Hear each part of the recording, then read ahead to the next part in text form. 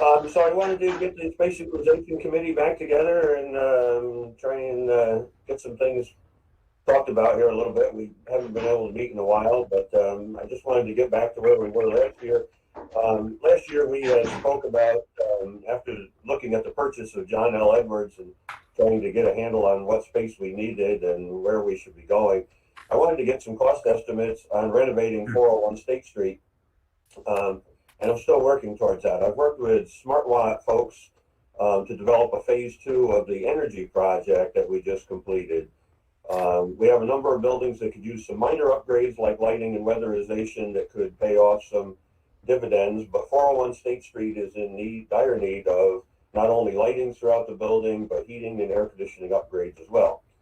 This building is heated with a natural gas steam boiler operated with one thermostat, and most every office in the building has a small electric heater supplementing their needs. And the third floor alone has about 15 window air conditioners and one central air system that's now about 40 years old. We could capture some significant energy costs with savings with upgrades, but we would not be able to pay for all the upgrades needed in that building with just energy savings alone. It would require some capital investment as well, I'm sure. So if we're going to make that kind of investment in the building, I wanted to consider the ADA needs of the building. That is that, we've got bathrooms that are not ADA compliant, and of course we have no elevator to the building. And I really think in the grand scope of things that we could take out one of those rear stairwells in the back and put an elevator in there. But trying to get a cost analysis on these things, I wanted to get some nailed down so that we could really talk about it. So I don't have cost estimates on those yet, but CPL engineering firm is working with SmartWatt. CPL is doing the ADA compliance part of the building, and SmartWatt has got some energy proposals ready to go for that building. And hopefully in the next couple months, we're going to have some cost estimates that we can chew on a little bit. And I'm not saying we got to rush to do it, but as we talked about having a different building, I wanted everybody to have an understanding of what it would cost to fix that building. I still think that building's a fairly decent building. It's got good square footage. It's located in Hudson with parking, and it should be something that we should consider. Hopefully we'll get back together soon with SmartWatt, and we'll have some presentation on that, maybe to the whole board. Another little project I wanted to bring to everybody's attention. Last year we were approached by Galvin Foundation regarding their interest in acquiring some vacant land adjacent to our DSS building that they would like to use as parking. I had a conversation with Supervisor Guzzi, and we thought that we should perhaps discuss the option of leasing them this parcel for their intended use, as it could possibly create a small but steady revenue that we could use to improve other county buildings while maintaining ownership of that parcel. I have acquired maps, and if Kelly, can you shoot up a map of the DSS that I sent you? Yeah, of course I had the other one pulled up first. I'll show you the piece of land that's in discussion. This piece of land that is part of our DSS parcel, I'm told in years ago it was a retention pond, but they put drainage pipes in underneath and then filled this in. Right now it's just kind of a grassy knoll. Yep, can you scroll that down a little bit? Okay, so you can see the lighter shaded area that Kelly's pointing out there, and I think we calculated that to be 3/4 of an acre. Is that what that says, Kelly? I don't see the whole thing here. It says 145. Yeah, right. That area right there is where they would like to develop a parking lot, and it wouldn't hurt for us to have some more parking too, maybe. But so, I don't know how the committee feels about this. Wanted to just bring it to committee and see what everybody felt. We haven't really gone anywhere with any real discussions. It would take some. We could sell it, but then we wouldn't own it. I thought if we leased it to them, allowing them to develop parking onto it, lawyers could figure out some way to do that, I think.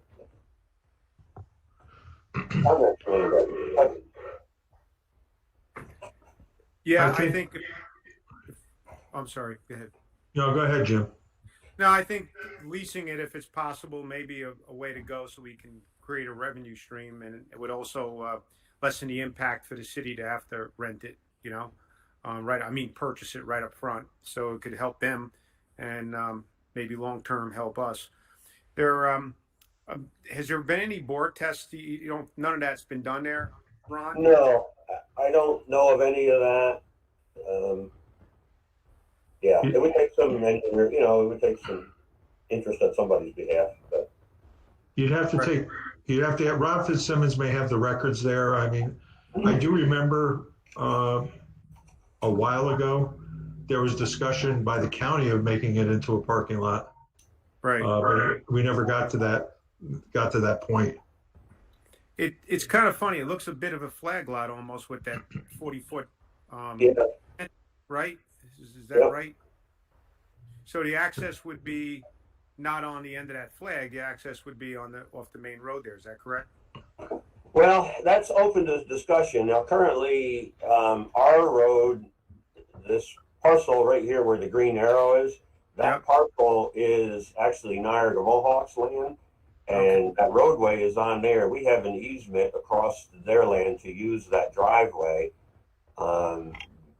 because apparently out here we don't own all of that. I don't even know who does. So, there could be another easement acquired there to get to that roadway, or maybe you could develop that depending on the ownership of that lot 40, that is where you say the 40-foot Right. measurement there, Right. Again, this is not my project per se. We've just been, we've been asked by a developer to consider it. As you know, they're making a significant investment in that area of the city, and they're looking for a usable piece of land. And it is kind of a vacant piece of land right now. And it is one way, right? One way in and one way out. Yes, currently right now we go in the back way along the railroad tracks and come out that lower road there. Mm-hmm. And I don't, like I say, without getting somebody's engineer involved, I don't know exactly what their plans are. They just looked at it and saw it as a vacant piece of land and reached out to us. That's all. So that was a piece of swampland filled in? So yeah, they tell me at one time or other that was like a catch basin area, but then it didn't work well, so they put drainage pipes and drained it all the way someplace else and then filled it. So that's about all I know about it. Right. So we'd have to get Rob involved exactly, and yeah. I mean, if we want our attorney to talk with their attorney and see what they can, those right also we got to make sure that we'd be okay to lease it with the existing right of ways over those other properties. Well, I think that would be their job to get that right away if that's where they wanted to go. Well, if we're going to lease it though. Well, maybe, yeah, you're right. I don't know. Maybe it's easier for us to get it. Yeah, we may be the ones to get it because the right of way would go to the property. We technically would own it. You're right. Yeah. So. Do we know, do they own I know they own a lot of properties on that block. Do they own that big hexagonal, the one next door? I'm not positive, Sarah, of that. I could look it up, see. Yeah. And that may be an answer to that, because maybe that's why we didn't use that, but. Yeah, you can almost wonder that 40-foot strip. You can somebody develop make that part and parcel of the other property, sell them that little 40-foot strip, and then use the other part. We could actually sell part of that flag lot, and sell that off to that, make that part and parcel of that piece, and then lease the other piece. Right. And then that wouldn't be a substandard lot, because it would fill in with the other. Yeah. Hey, Ron. Yep. I can elaborate about what was on that prior. During my tenure as mayor, that was a retention pond, and it was probably 25, 30 feet deep, with essentially just weeds, and it was stagnant and very, very scary. I had a lot of complaints about kids playing in there, and if some kid ever fell in there, you would never know for days. So we decided, we started talking. I don't know who at that time, might have been even DSS, but we started talking about the willingness to fill it in.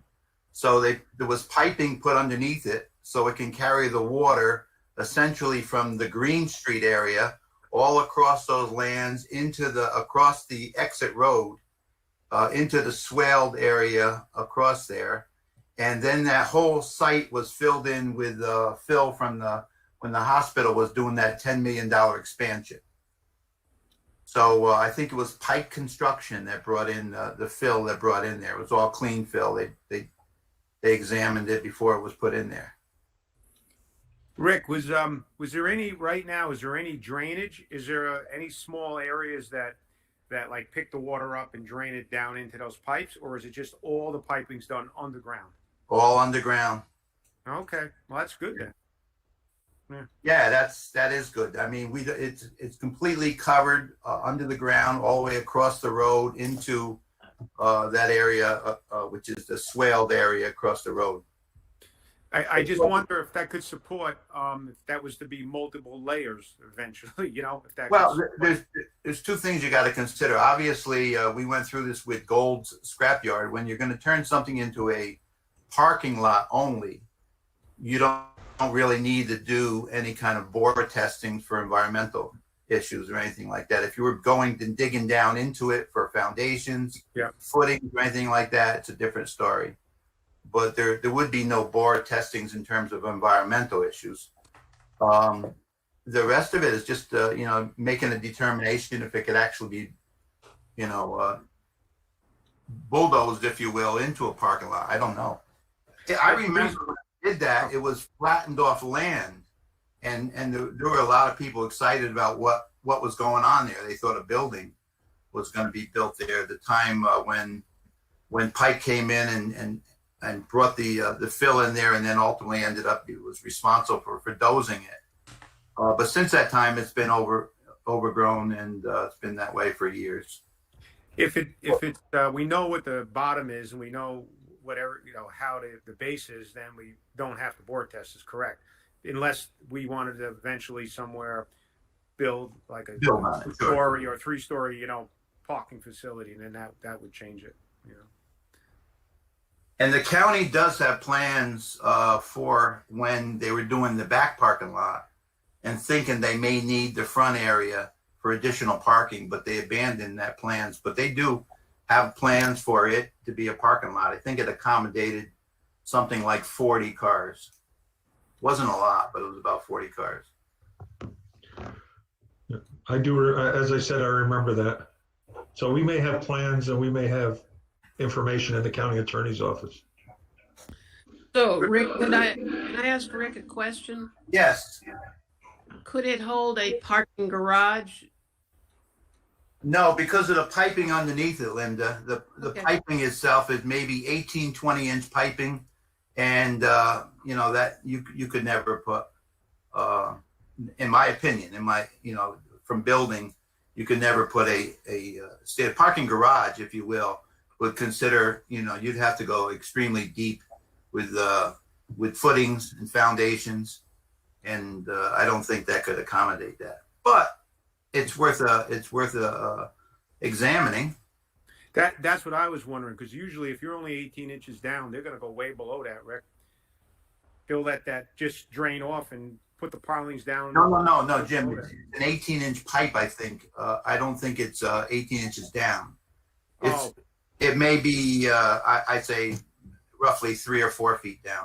Well, it's still going to go below that. You know that. So yeah, I think if that's a consideration, like Linda's just asked about, like I was saying, multiple floors, parking garage, then that's something we should maybe not necessarily jump on, but at least look into or see if we can get some information on it, I know Dan Kent was one area that they last fall, when they submitted this letter of interest for that land, he also submitted a letter of interest to the city about the land on the other side of the road, which has been receiving fill for quite a few months.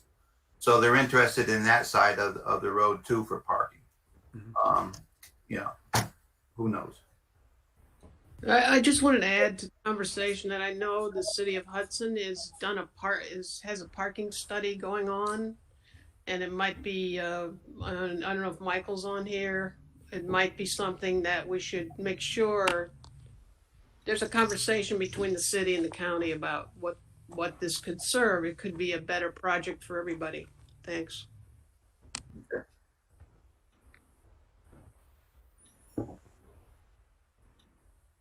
Certainly. So it warrants some discussion, I guess, is it the way we need to leave it? We can. I think the biggest discussion or the most prominent discussion is the easements needed.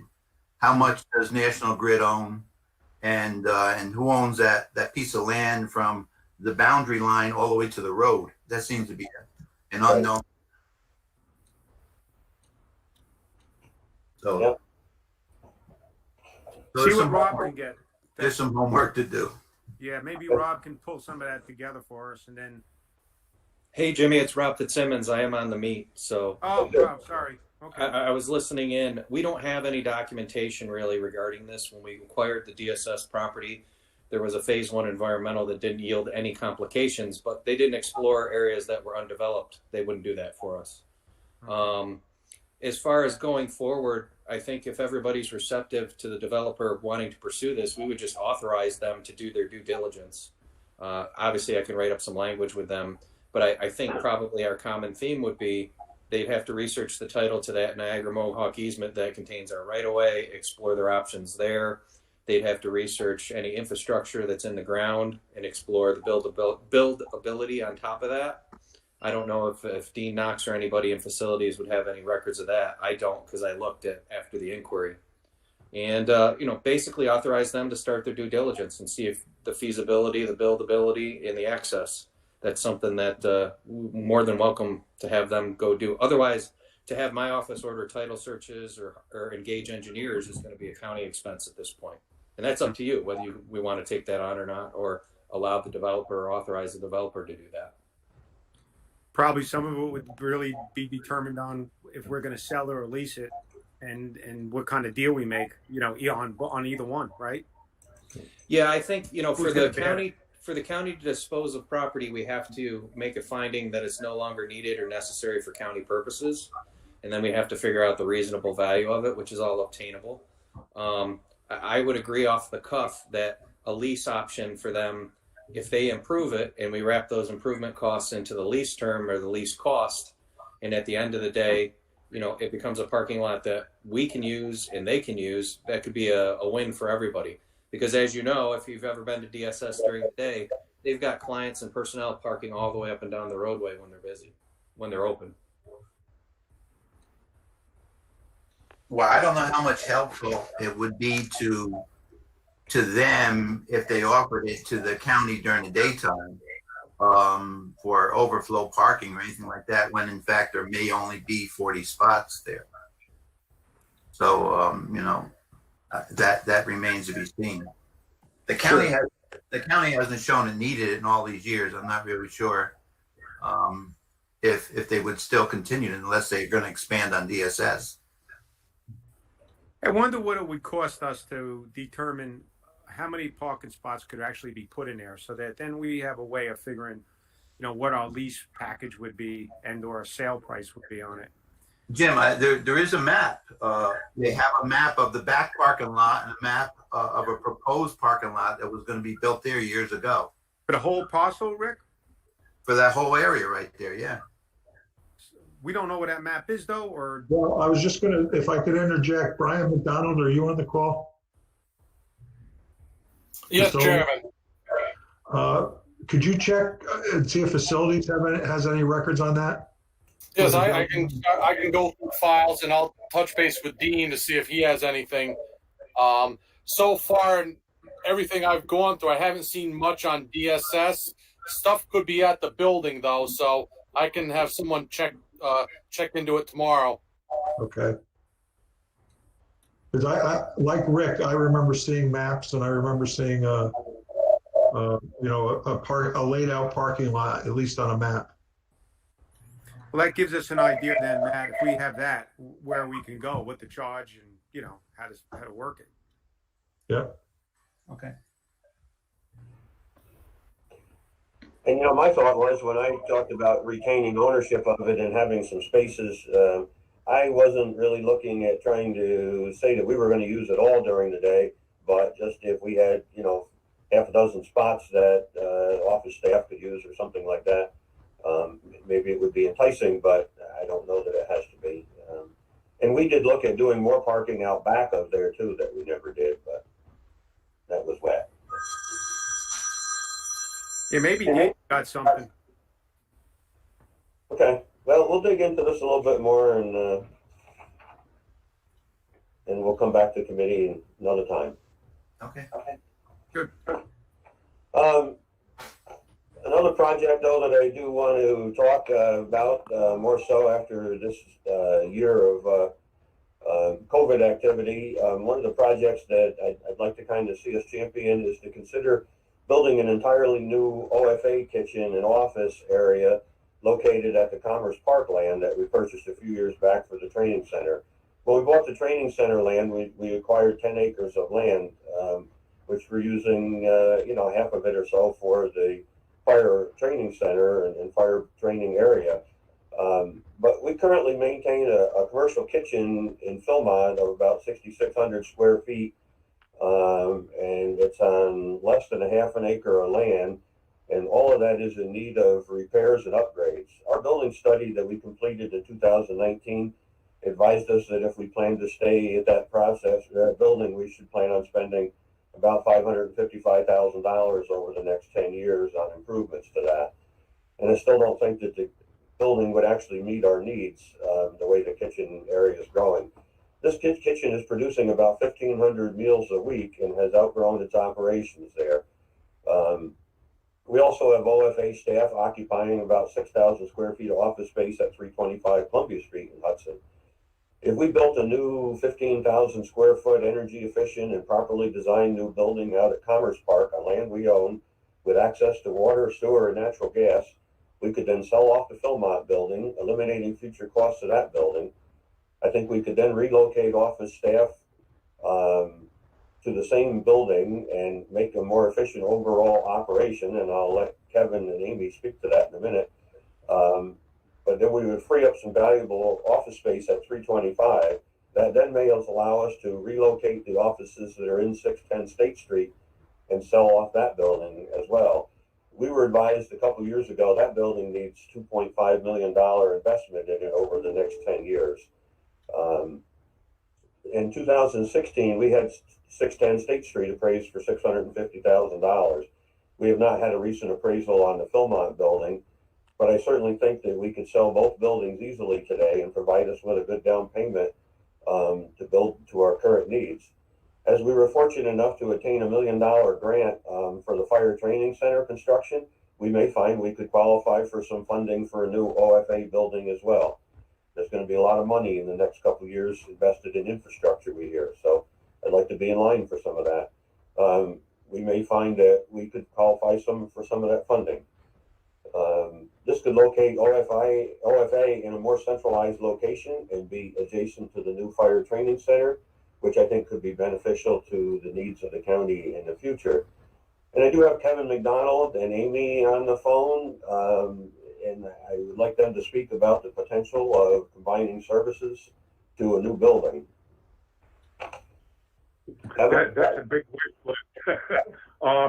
No, really, it's less than an ideal situation. Having part of the staff, 10 miles away, running back and forth. Ron is correct. The kitchen, it's almost like on a weekly call basis for maintenance to have to come out because of something breaking, something leaking, loss of electricity, not being able to put in like a permanent generator.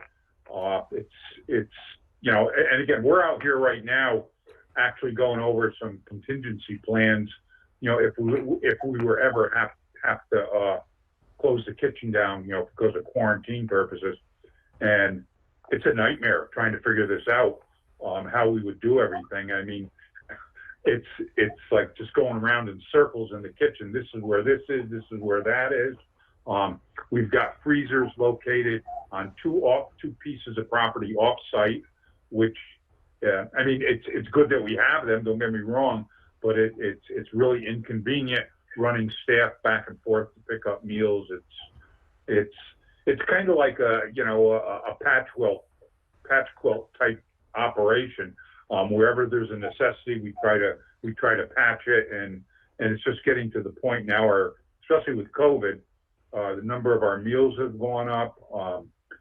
We have a more of a lack of volunteers. A lot of our office staff are working with the kitchen, delivering meals. It's knock on wood, we've made it work so far, but it's when Ron's been out here, Ron certainly knows firsthand what the kitchen looks like. And like I said, if we could put something together, it would be great. And I think we could save some money. There's some areas where we could save some money, as far as having the number of sites that would have to be open. Our senior sites, obviously they're all closed now, due to COVID, but once this goes away, knock on wood, and we start to reopen them again, it would be a more convenient location right there at Commerce Park. We could probably close maybe 2, maybe 3 of our senior centers down and have one larger one right there, which would cut down on staff. That's less number of people who would have to run these things. So I don't know. I'm not great with square footage and things like that, but like I said, Amy is here with me, and she's been running the kitchen here for 10 years now at least. And I was just amazed today going over things, how many little nuances that you have to know in order to work out here. And she's got them all down pat, but the next person coming in somewhere down the line is, I don't know. It's a very intricate operation, especially out of this building that is really it's not equipped to handle this really on a very scheduled basis. Amy, anything you want to add to this, or? No, it's going to be frustrating at times. We're making it work. As everybody is with the pandemic, we're all exhausted. If we had something that was better functioning, it would certainly lend itself to less anxiety all the time. Every time somebody comes into me and says, this isn't working, I shudder and, get Brian McDonald on the phone. And, thankfully, Brian's been great working with us, but, it's like throwing money out the window because, there's so many things that need attention. And, I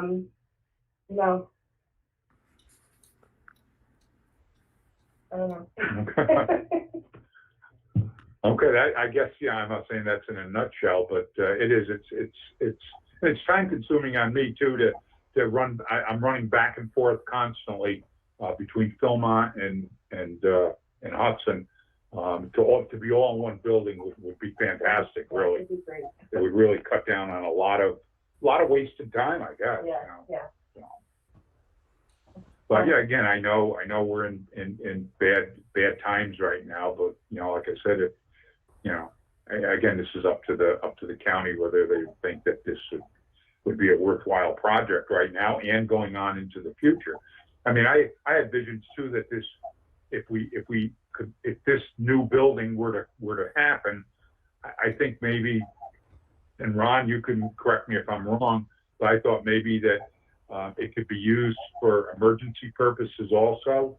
Mm-hmm. I mean, with a working controlled kitchen there, with adequate space for seating, and like I said, for the next emergency, I don't know, and being out there near the fire training center might be a good thing. I spoke to George here about that, and we do agree that that could be a nice operation to have the two of them close by if that could happen. And I realize this is a big project, and it isn't going to happen overnight. And I know, it's been a tough financial year, but, these are things that if we don't talk about, we never get done. So we need to talk about what we'd like to do. My concept would be right now, if the committee thinks that this is a good idea, that we develop something that we would bring to full board and discuss. last year, and I know Ron Caponera is on the phone, but last year when we completed the Smart Lot project, we ended up with a substantial extra amount of revenue that we didn't plan on getting. And I thought if we could earmark some of that money towards doing some engineering work towards this project, maybe we could get some real cost analysis and develop it into a real concept. But I realize these things take time. I've got a question. Yep. Like, I think this really sounds like a great idea, but how long from starting now to get a building built and actually up? How many years is that?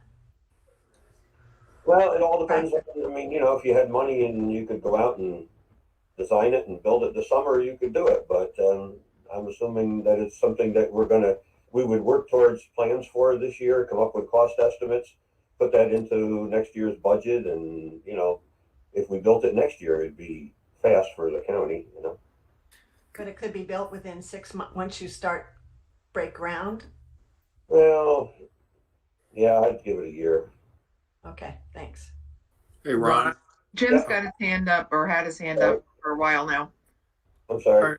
No, that's okay. So we all know the situation we're in financially, and when Ron and I have been talking about this project here for probably a couple of months, just in general, trying to figure out ways of opening up certain buildings and making other ones a lot more efficient.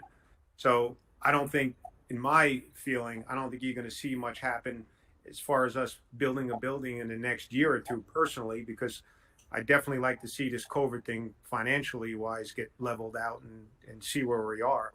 But there's no reason why at one point we really shouldn't be planning for something like this, or at least looking into it, because Ron's right. The efficiency of the building is really going to play a big role on savings. And if we can build a very efficient building, move some of these other office into this building for office space, have it centrally located in a very good zone, it could be very beneficial. So this project could be a very good project for us. I just personally don't see this happening right away at all, till we can financially get leveled out. But I think it's something that could work out for us. Selling some of these other buildings, making it more efficient, it could work out. Ron? Kippy. Yep, go ahead. Well, I'd like to see, if we're going to move forward with this, I'd like to see a study on this. I mean, give us the number. I mean, generally, you're telling where you're going to cut down the number of people working there. It's going to cost this. And I think we need the numbers. I think you got time to do it. And I think you're right. We should get the numbers together and say, okay, the staff could be cut like this. The kitchen's going to cost this. Everything that would cost, so we kind of know what's going on. Like say, I know Philmont. I've been through that place, and it's been a Grand Union when I was a kid. So the building's old. We know that. So I agree with you on that. But I think we just got to start putting our numbers together so we can bring it back to committee and say this is what it's going to be, and this is what we can save, and this is what we can do. Right. Well, that involves us engaging. We need to engage an engineering firm to start doing some cost estimates for. I mean, we need to work. I'm just spitting out numbers here of what space we're using now. But a lot of what Jimmy talks about is having a building that's really properly designed, and that's going to take an architect and engineering firm to help us look at our needs and say this is the space that we ought to have, and then what kind of cost estimate is it going to be. I mean, I can throw a wild number out there of how many square foot I think we might need and what the building cost might be per square foot, but that's not a real number. We need to engage somebody to come back with real cost estimates. And Jimmy's probably right. We're probably not going to do this right away. I threw that out to Sarah that yes, we could do that. If you had money in your hands, you could run out and build it. But I realize in county government things take time, but if we don't go out and get some real cost estimates, it never turns into a real job either. So. Linda has her hand up. Oh. Linda, go ahead. I'm sorry. Unmute yourself. There you go. You started the meeting with 401. Yep. Is that on the table simultaneously, or does one trump the other one? Well, again, we're going to have cost. I do expect to have some real cost estimates for 401 so that we'll have those numbers. I'd like to work on developing cost estimates for this, but that may take the rest of this year to develop that, so we even have cost. I don't know that we'd have firm cost estimates by the time we enter into a budget this fall for this job. But I think I'd rather see this project happen just because it seems like a bigger need right now. But 401 certainly needs some work too. So. But we're not going to get it all done in a year. And you did mention John L. Edwards. What was, can you be clear about that? What you're talking about? So, we brought this up when we were looking at, working with the city on John L. Edwards. And then we decided that we should analyze some of our own spaces and see what it would cost us to stay in our own space. I don't know where the city is currently with buying that. I assume COVID has made everybody pull back a little bit on these types of projects. So I don't know. Do you know where the city is on that? Michael's on the phone. You got any clue, Michael? I don't really have any particular updates. I mean, I think the city has that study and did an evaluation, but the city certainly has not made a commitment to move forward in that direction. So I think there's general interest in a collaboration, but I think that the COVID finances does make it difficult to do it this year. So my understanding is that the school district is moving ahead with looking for a buyer. I'm not sure where that's at, but I think that if the county wants to pursue it, I guess my advice as a supervisor would be like to not wait for Hudson to take the lead. The official word from Hudson might be different, but okay. Jim has his hand up. Go ahead. I forgot what I was going to say. I'm sorry. It just flipped my head. No, I guess what I really, my concern is how much money is it going to cost us to get an engineering review going? And we really got to kind of keep in mind, I mean, we're still nowhere out of the doghouse here financially. So this whole concept that Ron, you and I have been talking about now is the utilization committee is involved is good, and it's definitely a start. But I just have concerns right now of spending too much money because we're nowhere out of the dog. We're still in there. Maybe we can get a cost estimate on what, just get an overview of what this would run. That would be a definite start from an engineering firm. But I don't want to. I'm a little concerned right now spending too much money with the way things are. That's all. I hear you. But we can talk. It's a good time to talk and plan, Yes. Yeah. Hey, Ron. Whatever we do moving forward is going to be contingent on our abilities to sell some of the existing buildings. Yep. That's, when early on when we talked about John L. Edwards, that was part of the discussion because we can't just do it with tax dollars. We're going to have to, unload some properties to be able to. Right.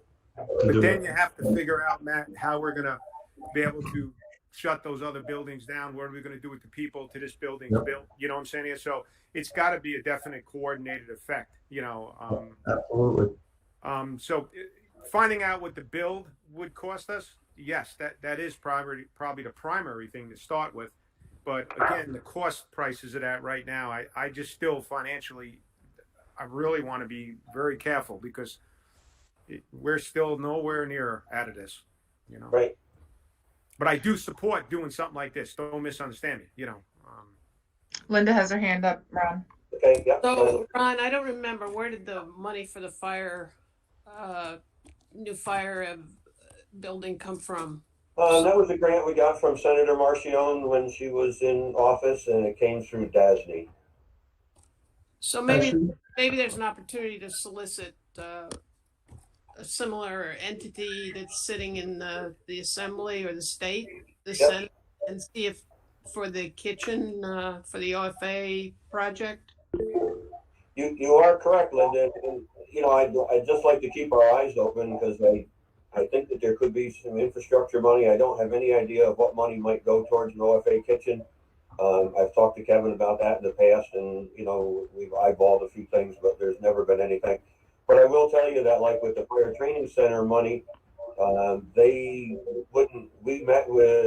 and I met with Marcion's office early on and asked about this type of funding, and they said you need to buy the land, you need to design a building, you need to have an architect plan, you need to have the project ready to go, then you apply for the grant funding. So, you know, working down those paths of looking for funding and at the same point in time, trying to develop real costs of what we want to do. And I want the county to understand what we want to do. Which project is more important to us? That's what we have to decide.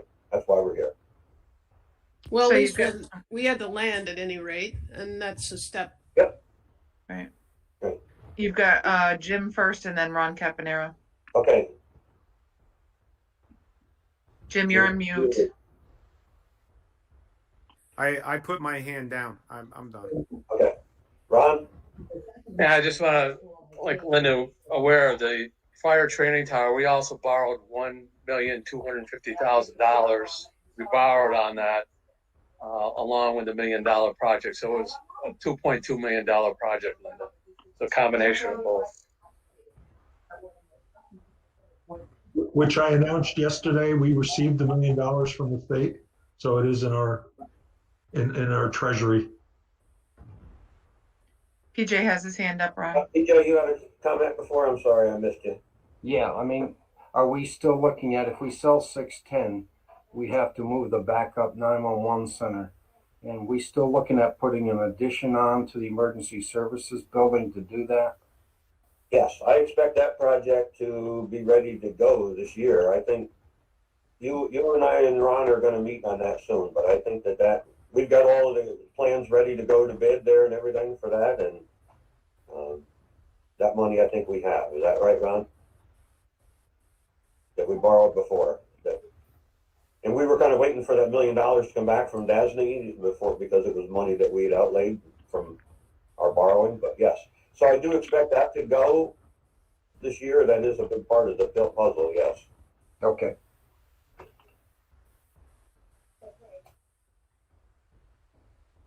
Any other comments on that project? So we have a lot of groundwork to do on a variety of projects. But it was good discussion. I think everybody's in agreement that that project could be an interesting one, but I agree with Jimmy. We're not going to run out and do it this year without any money, but we can work towards it, get some cost estimates.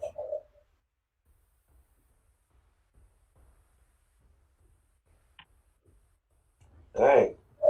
There's nothing, so I'll entertain a motion to adjourn. Motion to adjourn. Second. Second, all in favor? Aye. Aye. All right. Thank you very much, folks. Good conversation. Yeah. Thank you. Thank you, Ron, for keeping us in touch. Thank No you. problem. Thanks, Kevin. Yeah, bye. Andy, bye-bye. Yeah. Bye-bye. Bye now.